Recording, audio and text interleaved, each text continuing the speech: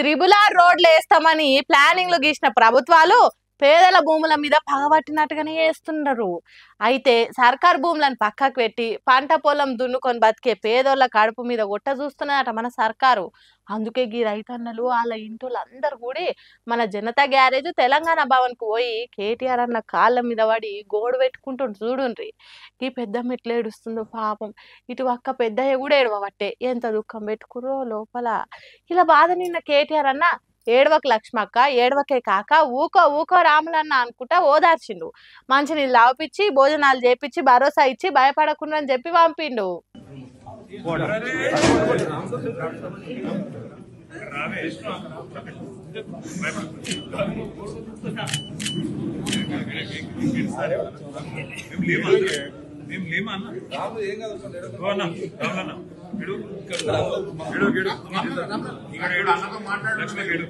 అటెన్గా వికారాబాద్ జిల్లాలో triple R alignment మార్చడం వల్ల భూములు కోల్పోతున్న రైతుల కోసం కూడా రామన్న భరోసా ఇచ్చిండు.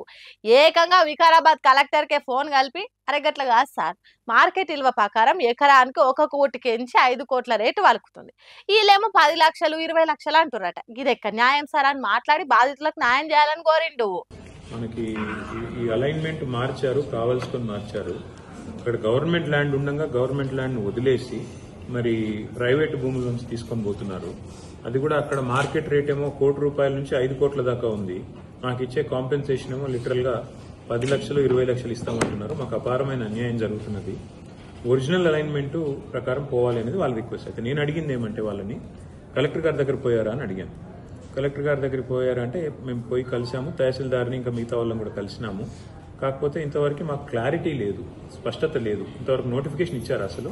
త్రిబుల్ ఆర్ రోడ్డు లైన్ మార్పు వల్ల 100 ఎకరాల పచ్చని పొలాలు బలైపోతున్నాయి. మనం కష్టపడి కడుపు నింపే పంటలు ఇస్తున్నాం, కానీ ప్రాజెక్ట్ పేరు మీద భూములు చెదరగొట్టి అన్యాయం చేస్తున్నారని రైతులు ఆవేదన చేస్తుర్రు. ఇక కేటీఆర్ అన్న మా పక్షాన నిలబడ్డారు. ఆయన మాటనే మాకు ధైర్యం అని రైతులంతా కన్నీళ్లు దూడ్చుకొని పోయిర్రు. ఓ దిక్కు రైతుల కన్నీళ్లు, ఇంకో దిక్కు అభివృద్ధి అనే మాట. ఈ రెండిటి మధ్యలో ఏడ దిక్కు లేకుండా అవుతామో అని భయంతో రైతులు వణుకుతుర్రు. కానీ కేటీఆర్ ఇచ్చిన హామీతోనే జరంత ధైర్యం అందింది. చూడాలి మరి మాటలకే పరిమితం అవుతుందా, లేకుంటే భూములను రైతుల బతుకులను నిజంగానే కాపాడతాడా అన్నది. నమస్కారం, మీరంతా ఎట్లుర్రు? ఇవాళ మునుగోడుకు నుంచి వెళ్ళి బంపర్ వార్త వచ్చేసింది. మన కోమటిరెడ్డి రాజగోపాల్ రెడ్డి అన్న ఓ సంచలన వ్యాఖ్యలు చేసి రాజకీయాలలో మళ్ళా అగ్గిరాజేసిండు.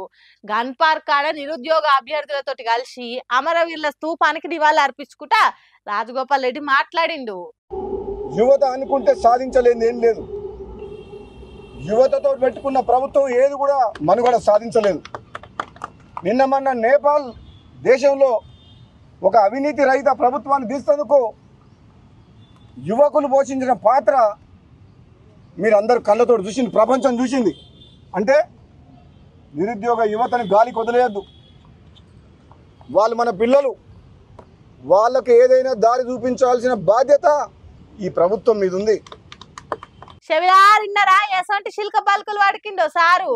ఓ దిక్కు నిరుద్యోగుల బాధ, ఇంకో దిక్కు రాజకీయ వాగ్దానాల విఫలం కొరకు. అటెనక కాంగ్రెస్ సర్కార్ 2 లక్షల ఉద్యోగాల హామీ ఇచ్చింది, కానీ ఇయ్యలేదు. ఇవే షాకింగ్ రా దేవుడా అంటే సర్కార్ నెత్తి మీద పెద్ద బండెత్తేసినట్టు నేపాల్ తరహాల యువత తిరగబడి మన ప్రభుత్వాన్ని కూల్చేయుడు ఖాయమన్నాడు. ఖాతం ఇక అంతా అస్సామస్సమైంది. ఇట్లా సర్కార్ను సొంత పార్టీ ఎమ్మెల్యే కోమటిరెడ్డి రాజగోపాల్ రెడ్డి బెదిరించేసరికి ఆడున్నోళ్ళు కాంగ్రెస్ వాళ్ళు కూడా షాక్లకి వెళ్ళి తేలుకుంటలేరు. ఇంత ఘోరంగా ఎమ్మెల్యే గిసోంటి వ్యాఖ్యలు చేసిందంటే ఎన్నికల ముంగటి ఇచ్చిన 2 లక్షల ఉద్యోగాల హామీతోటి నిరుద్యోగులు ఆశలు పెట్టుకున్నారు. అయితే జాబ్స్ వచ్చినాయా? రాకనే పాయే. అందుకనే నిరుద్యోగులల్లో రోషము ఆకలితోటి కూడిన అసంతృప్తే పెరిగింది. రాజగోపాల్ చెప్పే ముచ్చట గదే అన్నట్టు. మరి సర్కార్ దీని మీద ఎసోంటి రచ్చకెక్కుతుందా అనేదే సస్పెన్స్ ఇప్పుడు.